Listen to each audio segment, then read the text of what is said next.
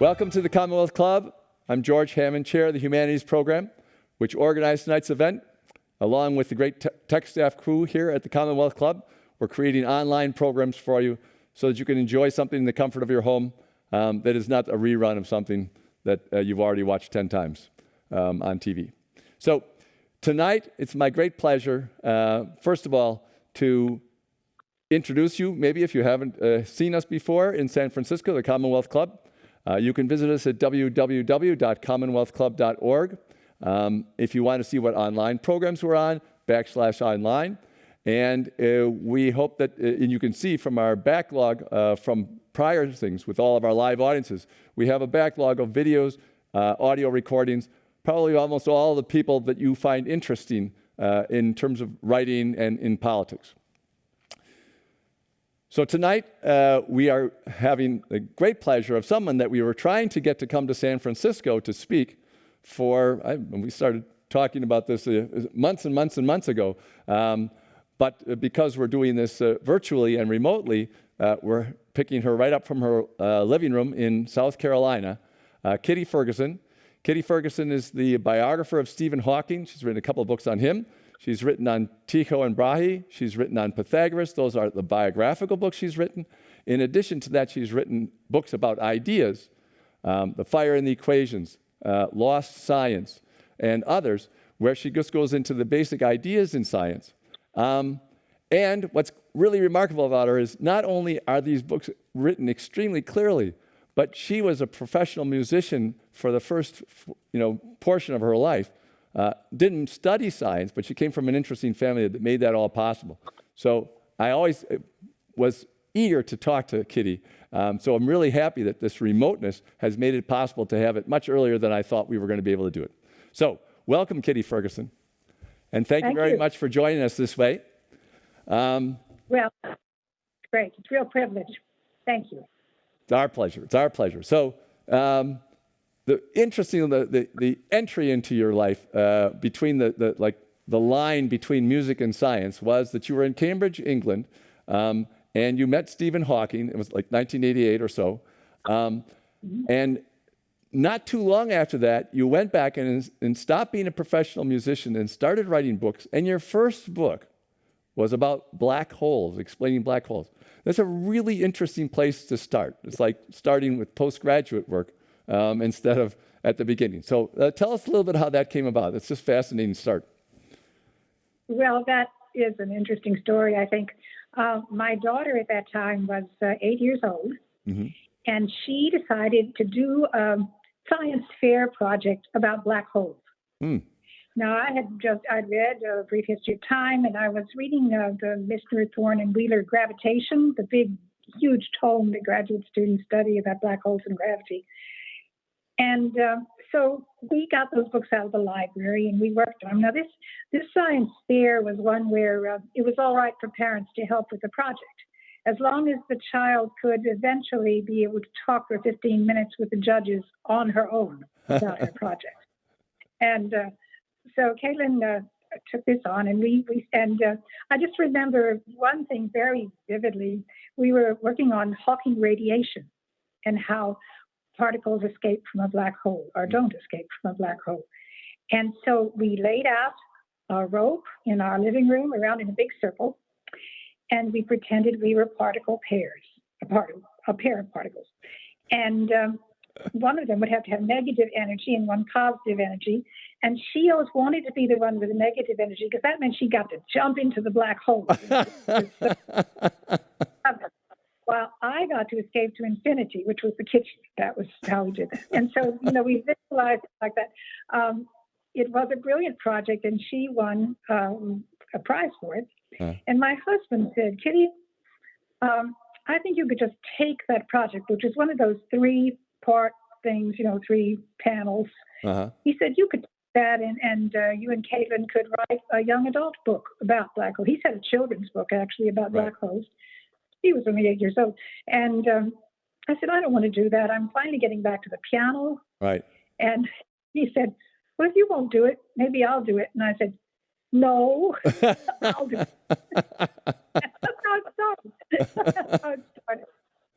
And then I did begin we went beyond the project then. And Caitlin dropped out pretty soon. She wasn't that interested in continuing with this, but she has now a PhD from Harvard in microbiology. But this is a different story. So I mean, she didn't quit exactly, but she quit on black holes.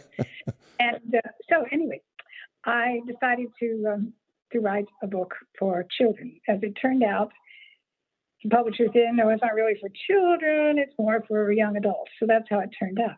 But in doing that, and as I always said, I don't just go to my local physics teacher to ask my questions.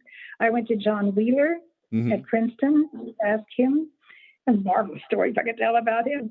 But then we were in Cambridge because my husband, as an academic, he had a sabbatical, and we were in Cambridge, England. And I began talking with some of Stephen Hawking's students about his graduate students.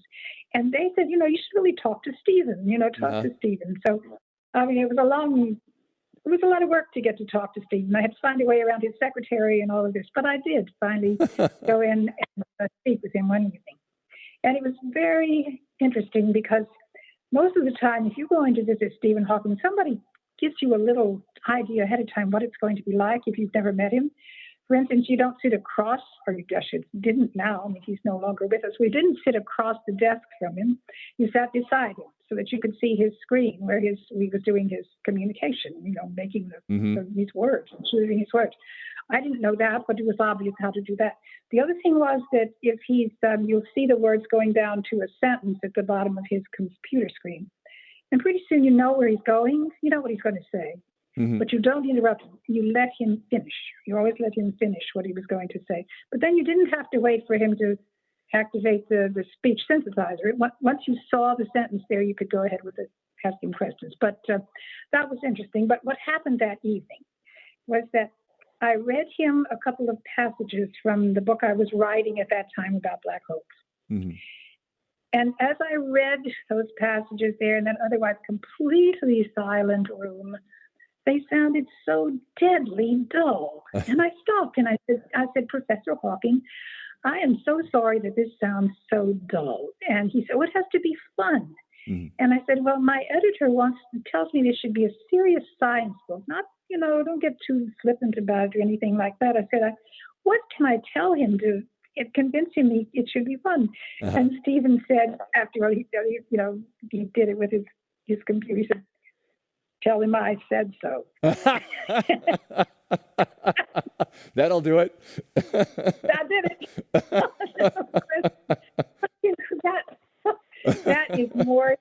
That's more than just kind of a charming anecdote, because it has to be fun.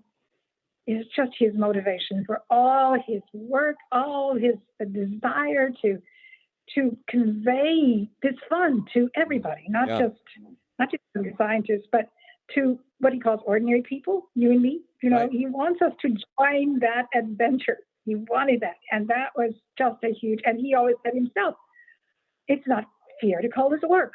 He loves doing it. And he wanted to convey that love. And that was one of the huge things that I remember about him, is that desire, and how he worked on that. Sometimes he didn't succeed too well in bringing it down to ordinary people's level, but he, yes. It's a rather hard thing to bring down. I was very pleased that my first book about him, though, got reviewed by the London Taxi Times.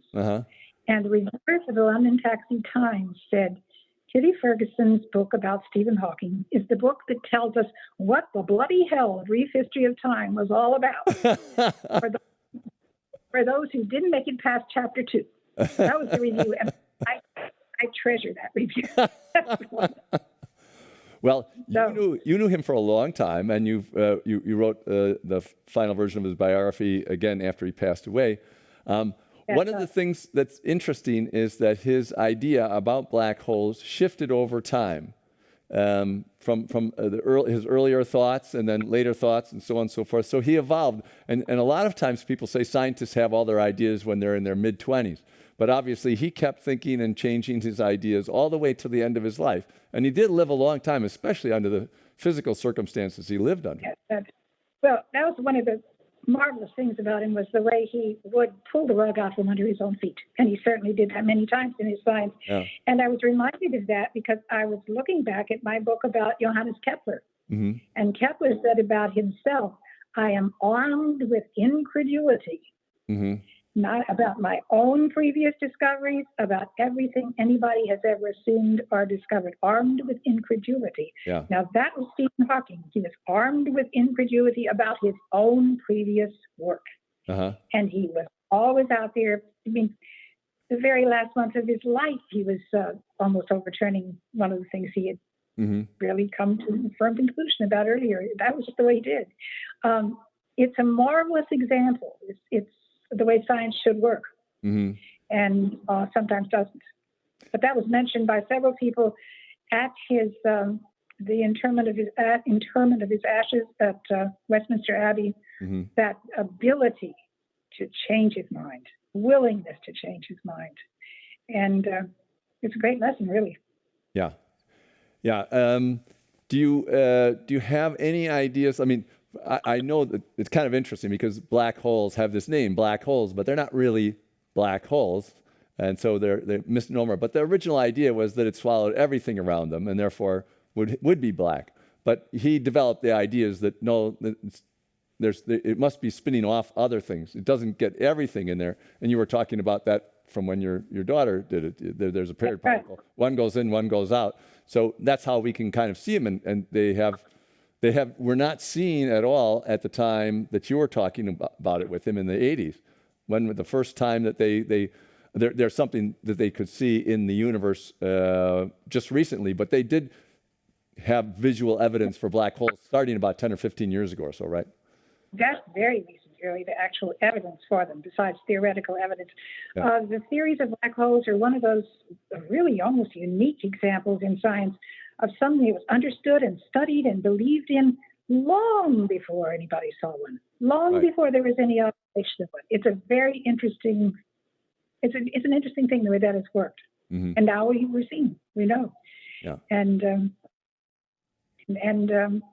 one of the most interesting things also about Hawking radiation, that's what we were talking about Right. here, was that when Stephen first, this was in the 70s, early 70s, he had said, nothing can come out of a black hole, nothing can escape past the event horizon.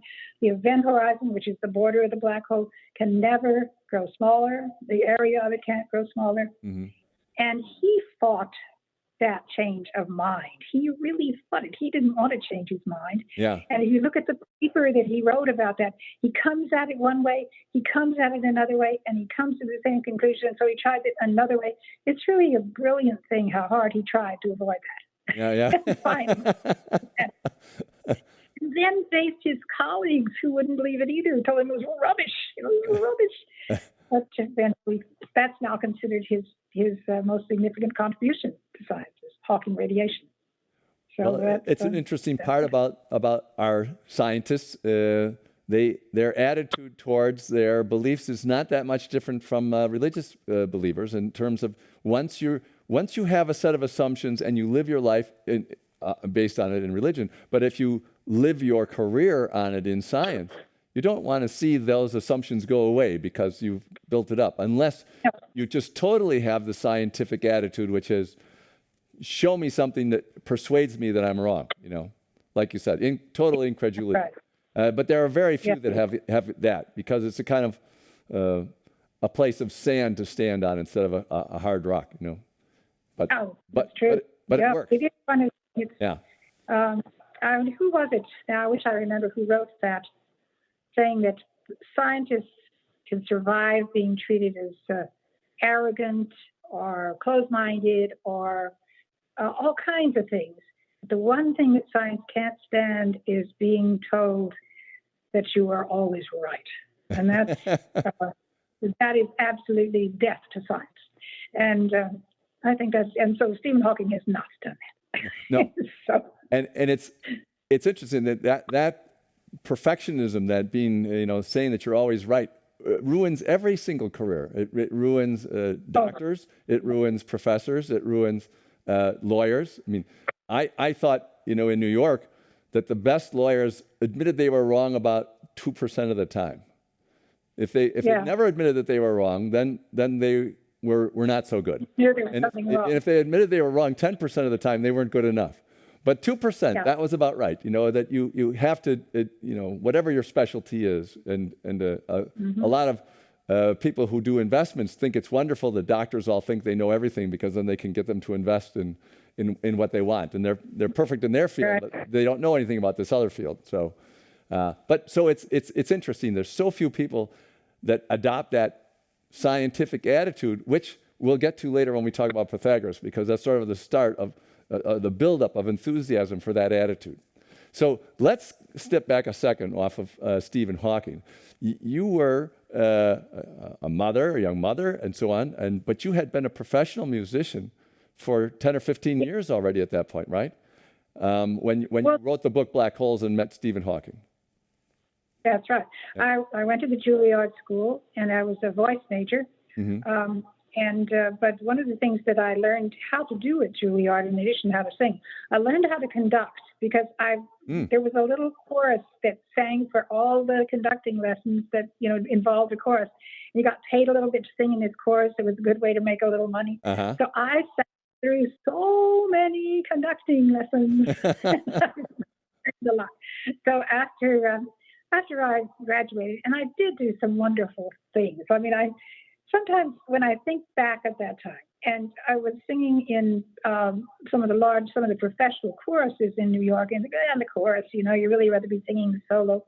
But my goodness, I sang under the baton of Stravinsky and Bernstein and Ozawa and Kodai, all these people. I mean, I think back now, I didn't really appreciate that as much as I should have.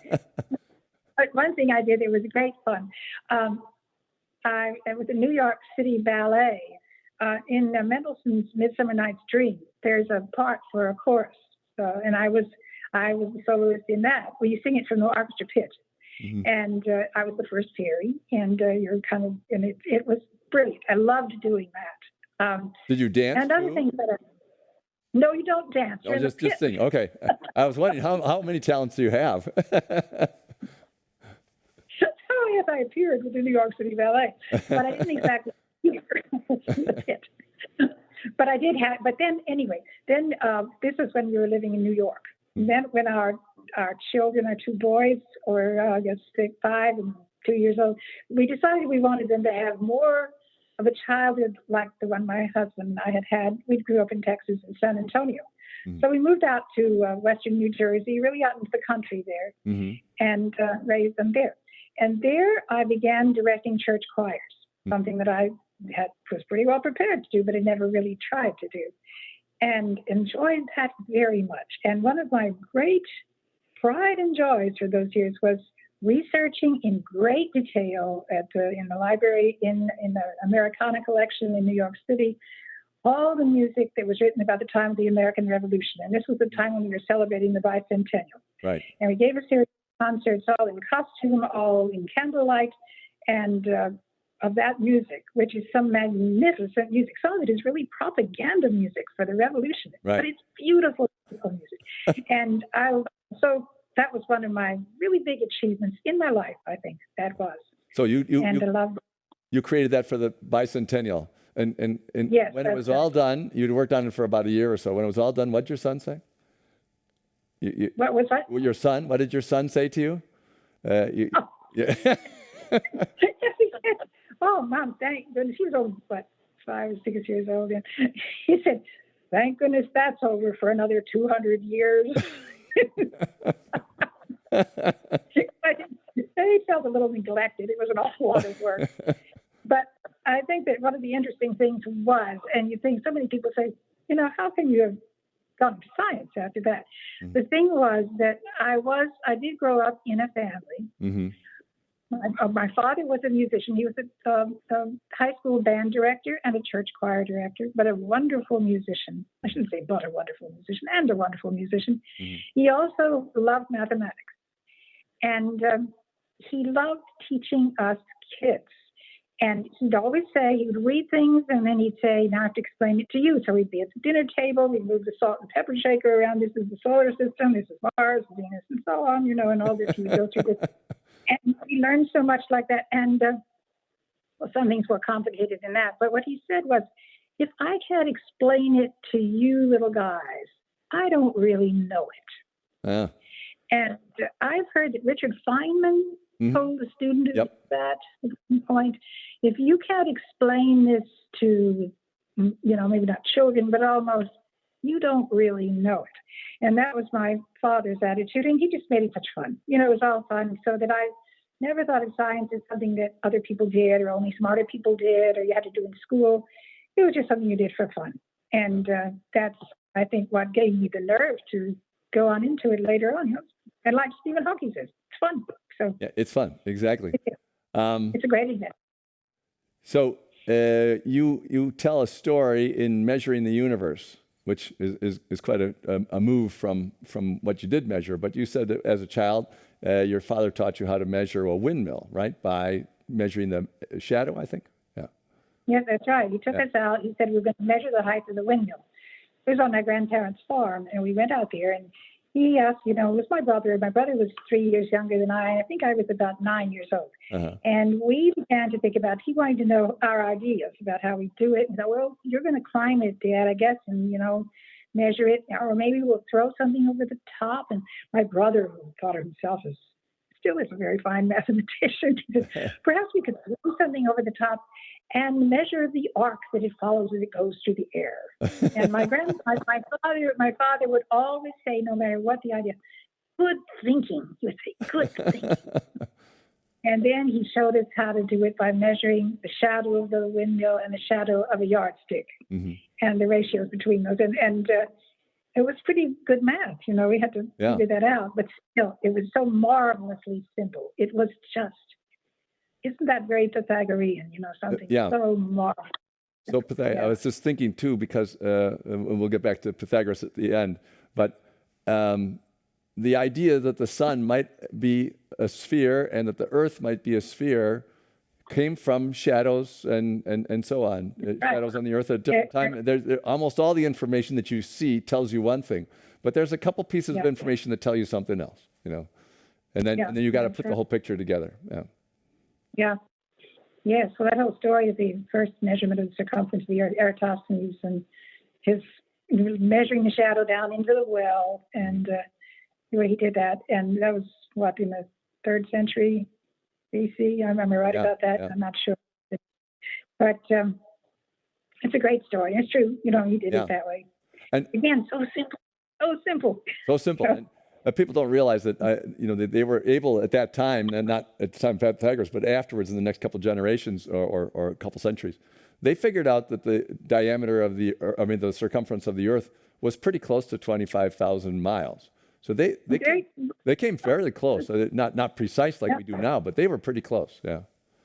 So well, the book Measuring the Universe, shows the ladder of it. You have to know that before you can figure out the distance to the sun, or the moon even. Yeah. You have to know that before you can get the next step. It's a ladder, and sometimes it fails. The whole thing plops.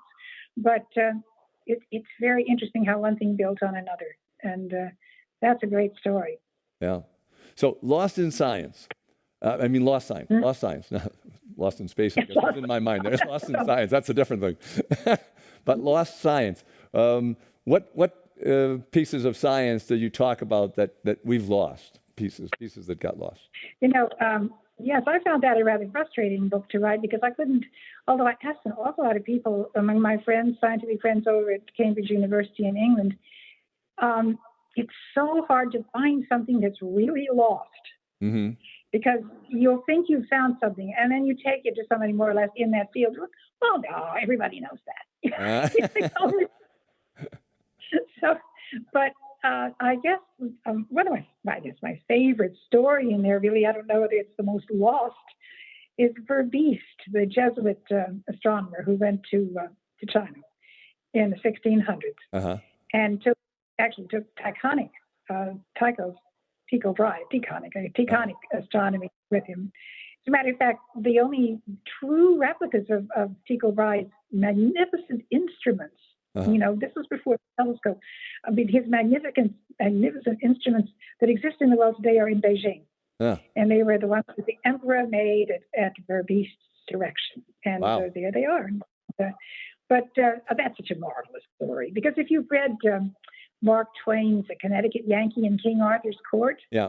where the guy had to save his life by predicting the eclipse, Right. and he saved his life and several other people by being able to measure where a shadow was going to fall at a certain hour. Well, everybody held their breath. It was like an emperor in the opera Turandot. Everybody. And then he came up with it, and 3 times he had to do this and make that work. And He was being persecuted for his religion, and he used science to save himself. Why was his life at risk? He's a Jesuit priest. I'm just guessing. It's not. I don't think it was because of that. It was just the intrigue of the court there, and his enemies, and they were enemies of the Jesuits, and they were very popular sometimes and not at others. Oh, I'm sorry, I can't remember the exact circumstance of that. I even gave a lecture on that once too, and I should remember it. But anyway, it's a good story. And it came out happily then. But the way I got into that story was that I read that Verbiest had invented the first automobile. Mm-hmm. Now, this was a little tiny, not so big, toy size, that he did invent. Ran on steam, and he invented it for the emperor of China. And it was after this other triumph, and he was very close to the emperor. But he invented this little thing. It had a rudder on it so it could guide it so it wouldn't run out of the room. And you read stories, Verbiest invented the first automobile in the Emperor of China rode through the streets of Beijing. No, he didn't. It was just a tiny little thing, but it was remarkable. And and then he invented a little boat too that would run that same way. I don't know exactly, but they were both steam driven, and very brilliant. So that's how I got into that and found my way then into the other story and all that other stuff. And that one. What else? The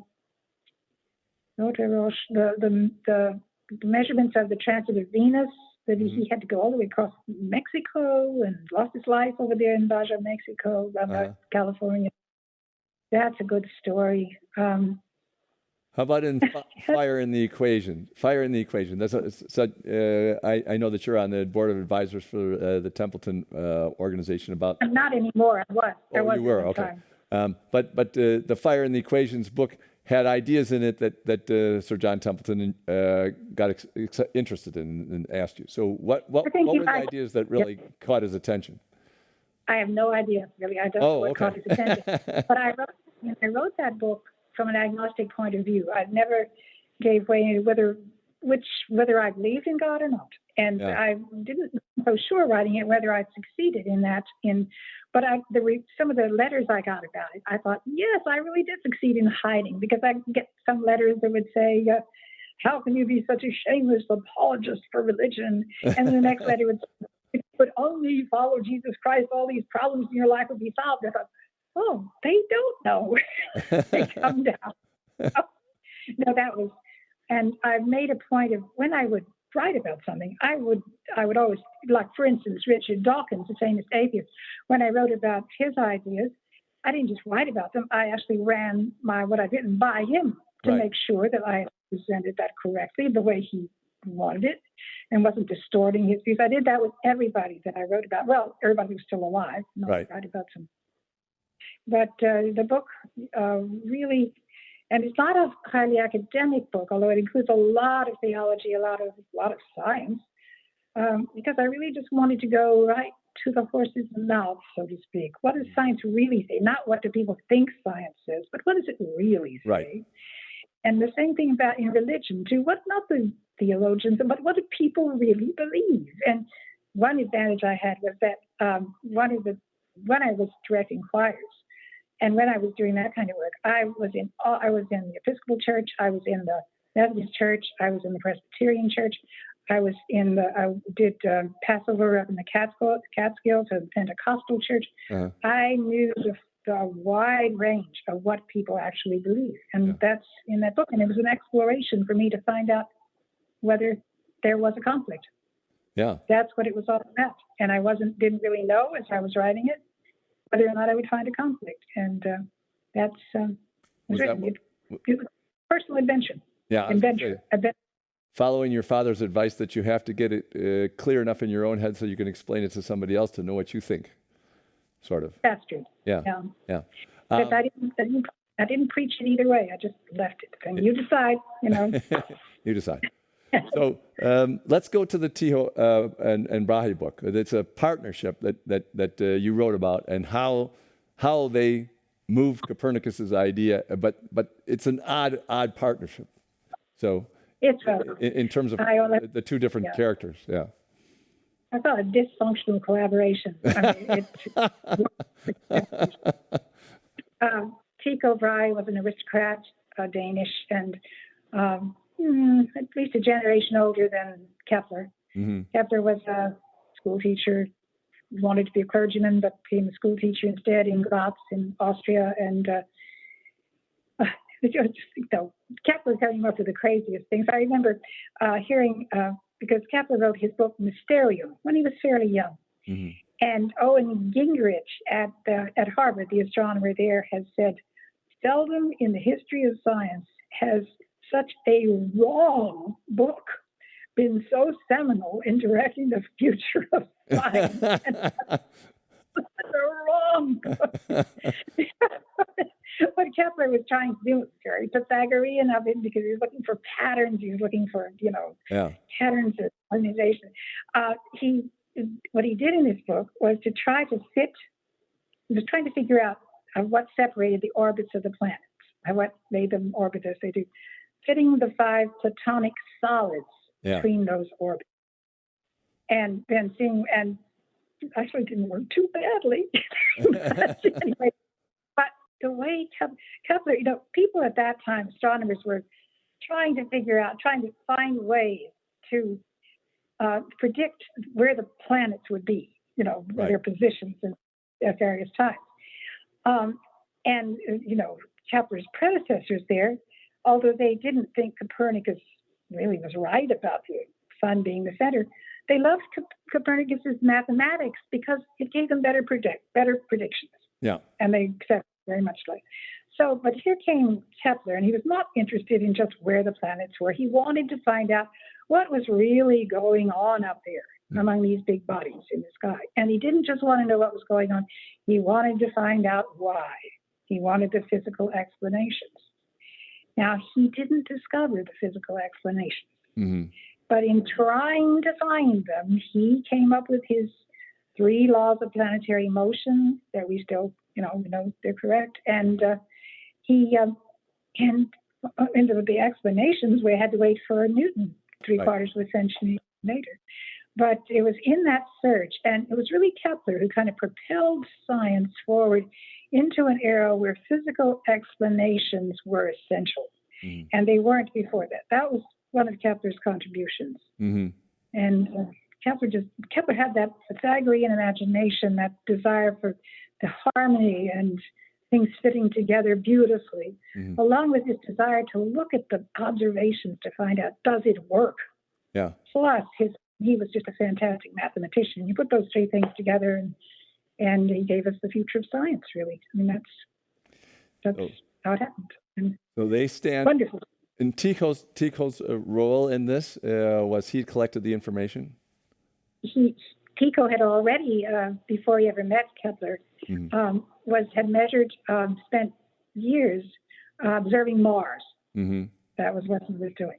It was Tycho's Mars observations that Kepler wanted to see in order to run his platonic solids and all that.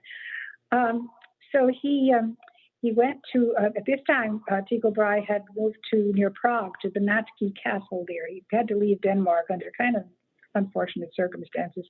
He was there and working as the imperial mathematician for the Holy Roman Empire under Rudolf II. And so Kepler went there, but Tycho was very suspicious of Kepler because he thought Kepler was trying to steal his observations, trying to support a person called Ursus Nicholas Baer, who had plagiarized Tycho, and he thought Kepler was on his side. Tycho wouldn't let Kepler anywhere near those observations. Okay, this was terribly frustrating. There he was, but he couldn't get to them. And this went on and on. It was a kind of a sad story. Finally, just shortly before Tico's death, within days almost, he decided to trust Kepler with those observations. And they both went to Rudolf, the Emperor Rudolf II, and proposed that together they put together something called the Rudolphine Tables, which would be based on those observations. Mm-hmm. And for that, Tycho had to allow Kepler into the whole thing. And then it was Kepler who, on Tycho's death, then inherited it all. It all fell into his hands at that point. Except for the Bry family trying to take it away all the time. It was always difficult. But that's when Kepler was finally able to get his hands met after Tycho's death. It's really a fascinating story. It went on for years, right? I mean, it took him years and years to extract that information. Yes. Yeah, that's right. And Kepler didn't have an easy life. I mean, Wikipedia says he had 11 children. I'm pretty sure he had 13. I don't know. But I think he had 13 children, and only 5 of them lived to adulthood. Oh. I mean, it was a difficult time to be alive. Yeah. Kepler wasn't able to get a job at any of the Lutheran universities. As brilliant as he was, and he was the imperial mathematician. Right. He couldn't get a job because he had said at one point that a Catholic also was a child of God. Yes, but not an employable one. No, right. Well, Kepler was not a Catholic; he was a Protestant, but he was the most exuberantly religious man. Exuberantly religious, and he said, "My God, I'm thinking thy thoughts after thee." I love that line. And another point where he talks about God as though God is a colleague, and he says, heretofore, we have not noticed such an ungeometrical conception in his other work. He was saying that about God. He finally found it. But, he was looking for the geometry. There he was, the Pythagorean again. Yeah. But it's fascinating. We were talking about it earlier, how you get an idea in your head, and then you want reality to conform to the idea. And it's the ancient Greek idea: do you pursue truth or do you pursue beauty? And it's an interesting observation, because it's hubris, really, to think that your own imagination can come up with some more beautiful explanation than trying to figure out what's really there. And I think it's both hubris about your imagination, but also fear that what's really there isn't so pretty for us. We'll find out something we really don't want to know about our lives. But we've gotten so used to getting to be a smaller and smaller part of the universe that at this point it doesn't seem like there should be much fear left for what's out there, because it's not, you'd think so, but there's still plenty, right? Now, Stephen, let's go back to Stephen Hawking for a little while. As I said, when was the last time that you talked to him? Did you get to see him again a couple of times or not? I wish I had talked with him more closely before his death. No, I went in. He and his publisher at that time asked me to come in and help him make his book, The Universe in a Nutshell. That was one of his books. Uh-huh. Help him make it simpler. Help him make it a little simpler. And so we worked for a while by email, and then I spent a couple of weeks over in Cambridge and went in every day, and we would, up on his screen, he had his 2 computers up there, one with his communication system and the other with the manuscript of his book. And that was interesting, because I would say, Stephen, I think that sentence, and I think, we've got to find a way to say that simpler. Mm-hmm. And then he would click with his little thing and he would say, seems perfectly clear to me.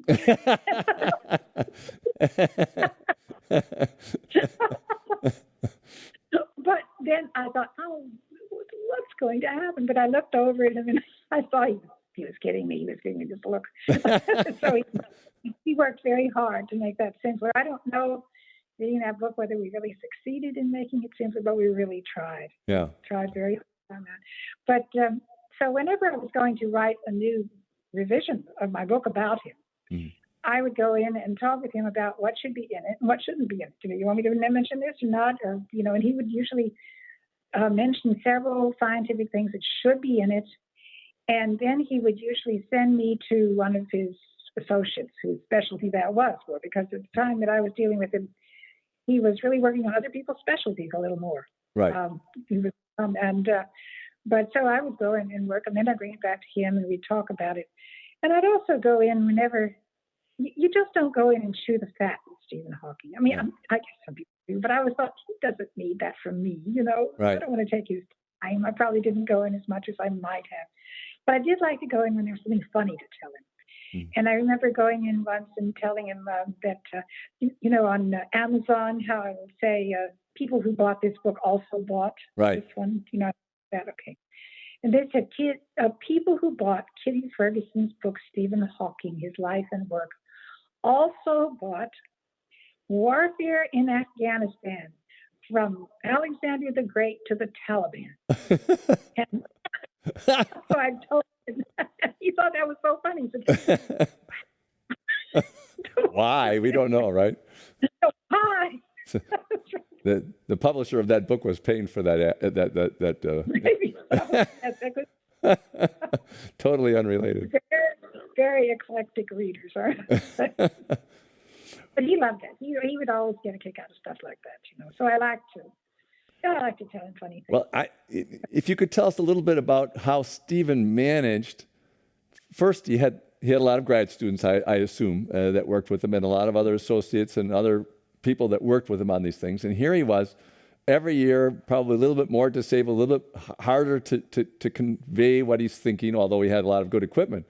But it must have been exhausting physically for him in that situation. Well, yeah. Do you know? Yeah. I mean, that's one of the more impressive things about his output and his effect, et cetera, is that he was able to work against this crippling disease and stay relevant, stay thinking all the way into his 70s. It's amazing. Yeah, even when he wasn't feeling well, he insisted on what he called going into work. He'd go into the office. But what he usually had, he had 4 graduate students, and only 4. And they came. There would be one that was about to finish. When that one finished, the new one came in. So they were spaced out over about 4 years. And the one way he worked with them is one of them would come in. They were either working on one of his ideas or one of their own. And they would present him with an equation or a solution. And they would say, is that right or wrong? And is that right? And he could just answer that with just one movement, really. Right. And if it was wrong, they had to be prepared to say, is it wrong for this reason or reason? And then he had to answer that. Or is it wrong for this reason? They couldn't just say, why is it wrong? Yeah. They had to think themselves of the reasons why it might be wrong and present him with those. And that's one of the ways. And what a marvelous way to teach. Yes, exactly. Something like that. He did that. He also had a way, his colleagues like to say that, you sat here, maybe this is people, colleagues, his professor friends and so on, they'd be there talking about something, and he wouldn't hear very much from Stephen. So all of a sudden, he would break in and have something to say. And I think it was Kip Thorne, his colleague out in California, who said that when Stephen did that, it had a way of turning the whole conversation around. It was a huge contribution. He didn't break in too often, but that's the way he did it. And it was always, they always thought, he just sits there a lot of the time, but then he comes in just at the right moment with the question or the comment and the turning point, or whatever it would be. So that's kind of the way he worked with his colleagues. Yeah. Also, one of the interesting things that I was able to do when I wrote my final revision of my book, of my final edition after he died, was have some long talks with the people at Intel who had worked with him on his communication system for years and years, a long time. Now, one of the things that I had not known before was that he, at the very start, made it a condition with them that he wouldn't work on it at all with them or use their services unless they made it all open source so that other people could use it. They weren't going to make a fortune off of Stephen Hawking.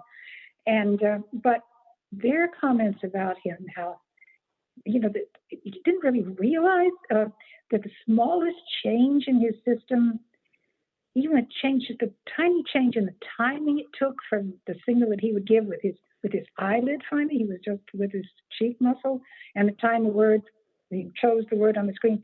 If that timing changed just a little bit, it threw him completely. Yeah. And the woman who was working with him said, you have to think, if the timing changed in your own speech between the moment you tried to say the word and the moment it came out, it would throw you like that. Oh, right. Right. And this was he was dealing with. And but they said he was very risk averse. He didn't like to take chances. He didn't like change. Yes. He kind of liked what he had. He didn't want to take chances. But they struggled. They were still struggling with it at the time he died, to keep him communicating, keep him able to be in touch with the world. Well, it's tough for them too, because I'm sure they were interested in continually improving what they were working on with him, and that was not their only interest, but that was a big part of their interest. And he was resistant to change. I mean, if you have a new software program, a medical software program or something like that, and there's a couple of changes, everybody yells and screams until they get used to it, because who wants to keep learning this all the time? But you're talking about these subtle changes in how he communicates. It's very it must have been really irritating. He was never happy. He was never happy with his speech predictions. He would always go back and write it again. Write it his own way. And they told a story about how they were at a banquet out with Intel people out in California, I guess it was, and this was shortly after they had worked on him with the speech prediction, and all of a sudden he would come out with some non sequitur that had nothing to do with the conversation that was going on at the top of his voice, and this was his joke. I mean, he set his speech prediction. Go ahead. Yeah. He loved it. So that was one of the nice things about writing that final edition. Also, I was able to talk with a friend of his, Robert Donovan, they had been graduate students together, and they had lived together in the same housing when they were both graduate students at Cambridge. And this fellow, he was the best man at both of Hawking's weddings and knew him so well, knew his mother, and had the most marvelous stories to tell.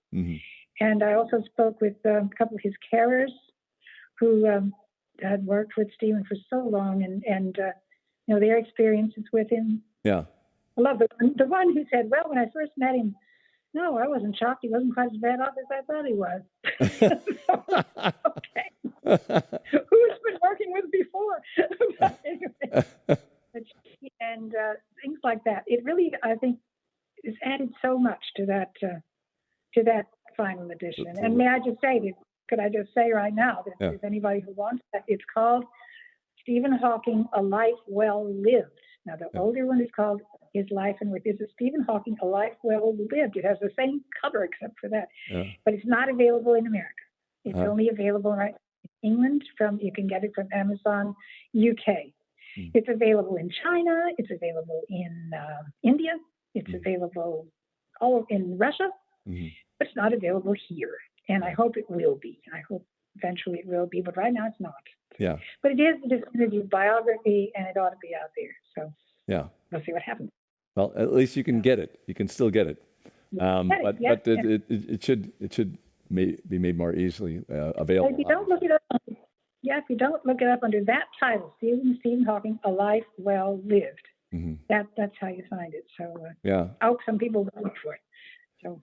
I just thought of a pop, culture question. Did you see the movie about Stephen Hawking that Eddie Raymond played him?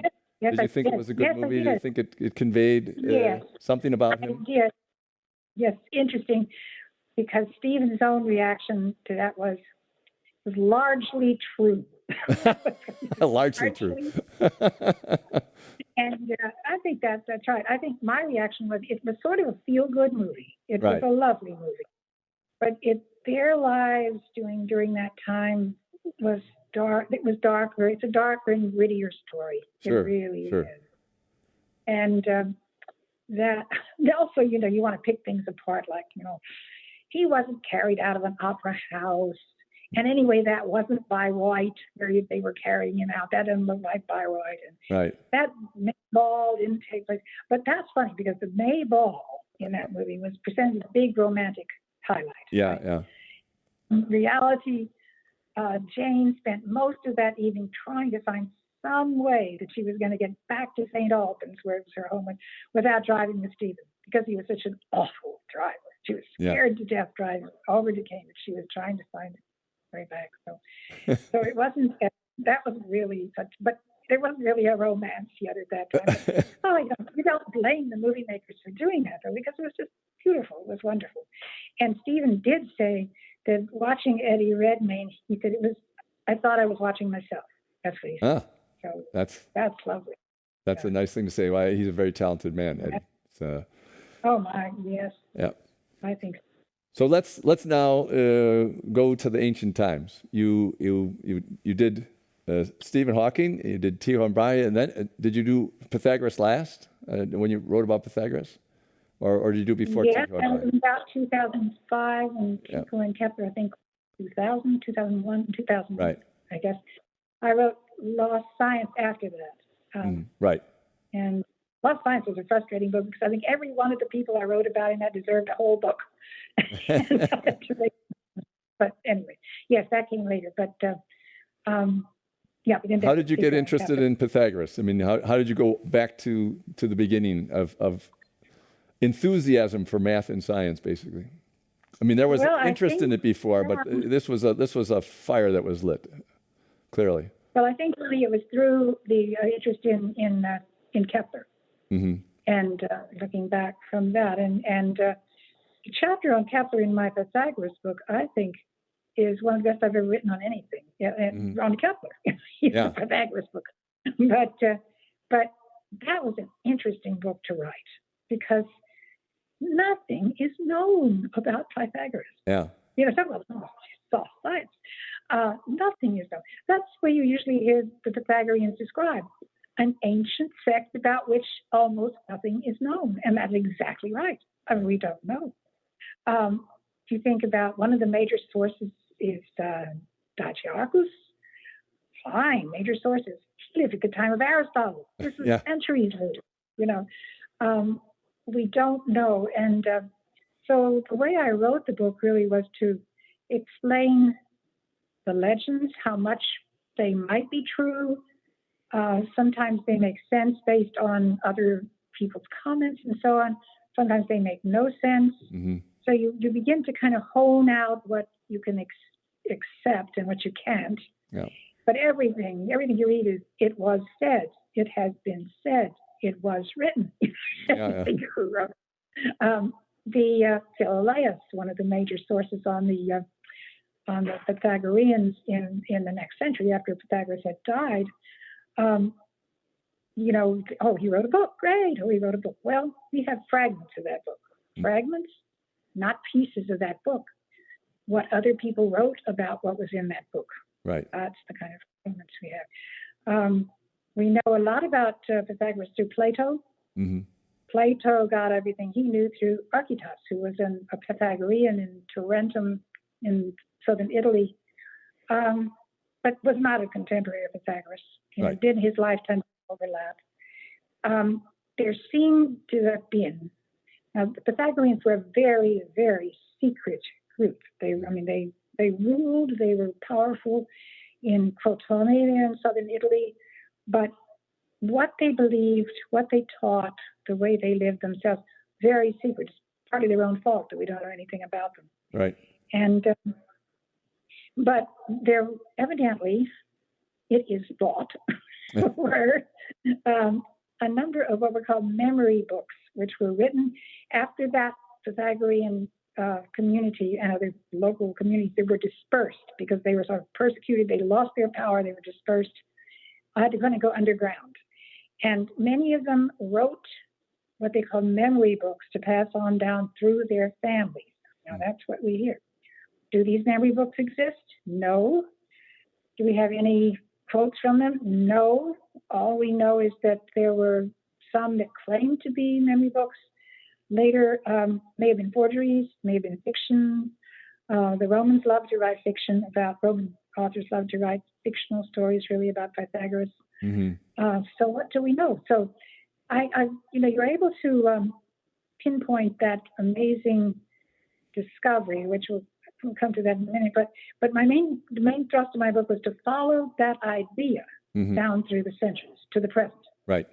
And the way it has influenced science ever since, the way it's been reinterpreted by generation after generation, how Pythagoras is viewed, and the way it comes down to us today, and it's still around. I mean, it's when we send out signals into space to see whether there are any aliens that don't understand, we send out the Pythagorean theorem. We don't even know whether Pythagoras invented that, but we send it out. Right. It's a basic piece of logic that you think, if they're intelligent people, they will have discovered that too, because it's so basic, and they'll recognize it. And so when we still, we do that, and we talk about a perfect 10. That's a Pythagorean idea. 10 is the perfect number. And but their great contribution came when they were, and this I think we know about them. We don't know whether this was Pythagoras or his followers, but there were people about that time with him. And they were experimenting with the string lengths from a lyre, a harp lyre, and questioning why certain combinations of string lengths produced music that was pleasing to the human ear and beautiful, and others did not. And they discovered that the link between string lengths and human ears was not something accidental or arbitrary, and that the ratios, the mathematical ratios that underlie musical harmony are simple in a marvelous way. And they concluded in a sort of a flash of brilliant understanding, this was their conclusion, that there's pattern and order underlying all the confusion and complication of nature. And it's accessible to us through numbers. The universe is rational. That was the discovery. The universe is rational. And we have gone with that assumption ever since. We don't know that the universe is rational, but we've gone with that assumption. Right. And taken us to the edges of space and time. It's taken us, but as Arthur Koestler wrote, it's been a both positive thing and a negative thing. Positive in that it has taken us where it's taken us. Negative, perhaps, in that it looking at the universe that way may put a numerical straitjacket on our knowledge, where we are unwilling to explore beyond what seems logical and numerical and quantifiable. And he thinks, particularly of values, human values, is something that can't be done that way. But there could be an enormous amount of reality out there that is beyond numbers, and that we don't know, thanks to the Pythagoreans, perhaps. Yeah. Well, I think that's their legacy. That's the legacy, and that's what the legacy that Kepler, that Copernicus followed. Copernicus was a Pythagorean. Right. I mean, and Kepler and Newton, and to the present, it's this belief in a rational universe. It's an assumption. And you mentioned Plato, and there's stories of Plato going around looking for those books, Pythagorean books, and that's maybe 150 years after Pythagoras, something like that. And so books must have existed then, because he went around, whatever the time, something like that. Right? He was looking for some of the groups of Pythagoreans. Oh, the Pythagoreans, yes. Not written by Pythagoras, but the books the memory books and so on. He was looking for them, and I don't know that he was looking for books so much. He was looking for people, for those communities, find out what they believed, what they thought, what their own. So it's very, very. Yes, you just try to write a book like that, you realize, no, I can't really say that. I can say what people thought. I can say this. I can say what seems logical. Some of the things that they say that Pythagoras taught originally tend to be credible because they are not right in the spirit of that time. Right.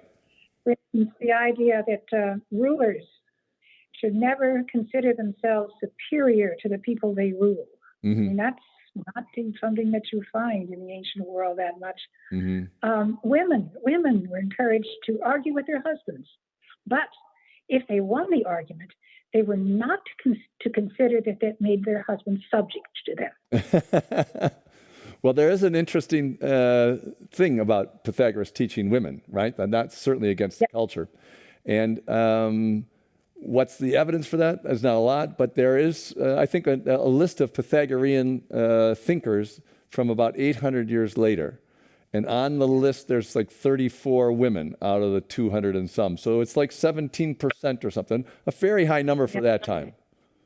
Yeah, we just really don't know how much that's true. And I love the one teaching that's supposed to be from him. Strive to become what you wish to seem to be. That's rather healthy. Yeah.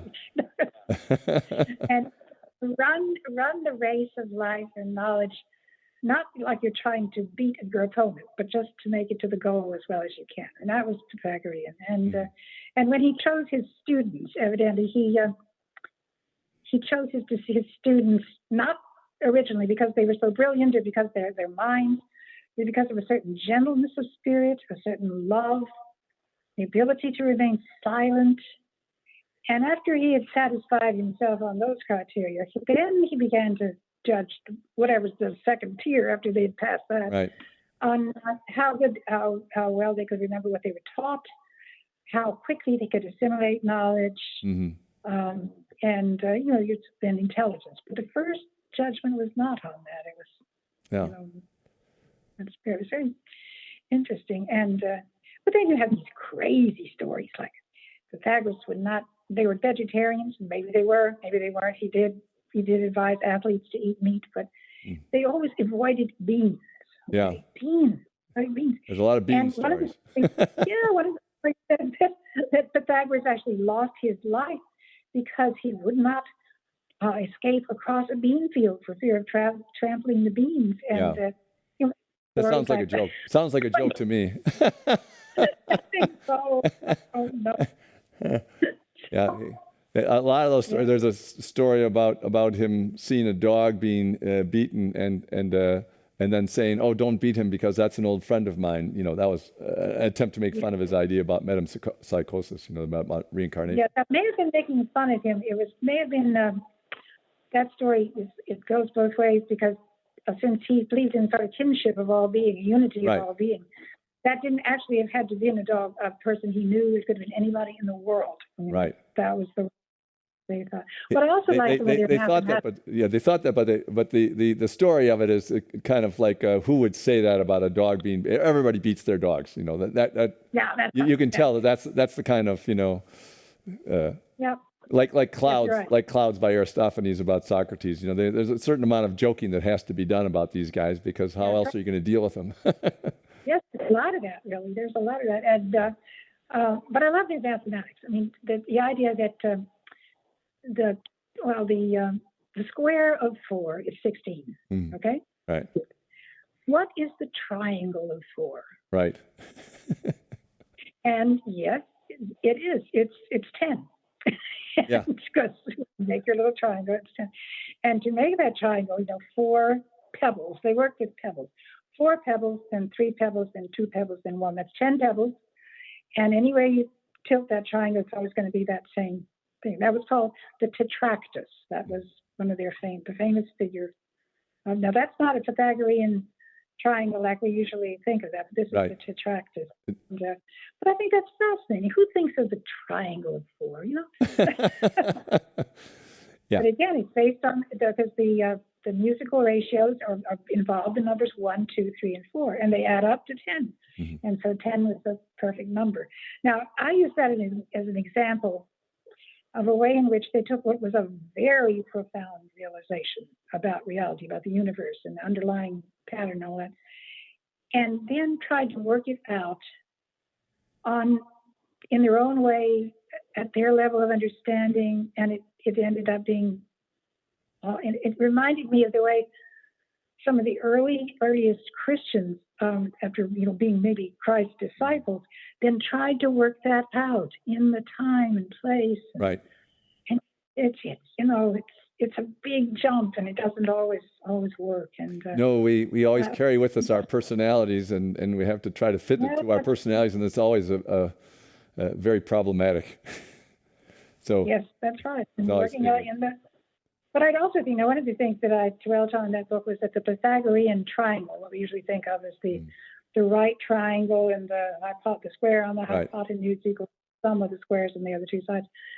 That may very well have not come from Pythagoras, because it was known in Mesopotamia 1,000 years before. Before that, yeah. We don't know. It might have originated in his culture, because things were lost. You didn't necessarily mean that it didn't necessarily mean that would have been remembered. Right. But he gets credit for that. Yeah. It does, and I think my guess or my understanding of what it would be that set it off would be that he saw that was something that could be proved. Somebody else knew this, but they just used it for practical reasons. And then he thought, Well, that can be proved. Yeah. And But, that's a big change. Yeah. If you look at some of the examples in Mesopotamia very early, it's pretty clear they actually understood the meaning of it and the proof of it. But that ran the Pythagoreans, of course, into a tremendous problem when they discovered that the discovery of incommensurability. Right. In fact, yeah, that you start figuring that, and you suddenly get yourself into what we call irrational numbers. Square root of 2. And yeah.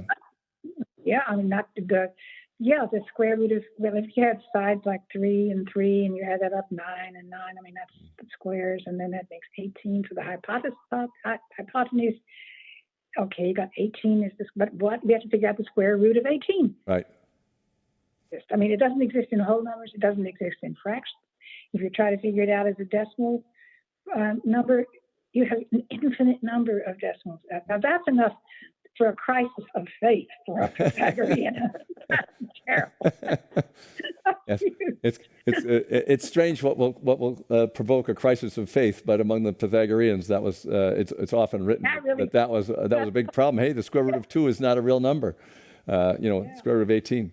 But it does seem. So we say, we say that they came to some kind of silly, things with their pebbles and all that, but they did in the next century now.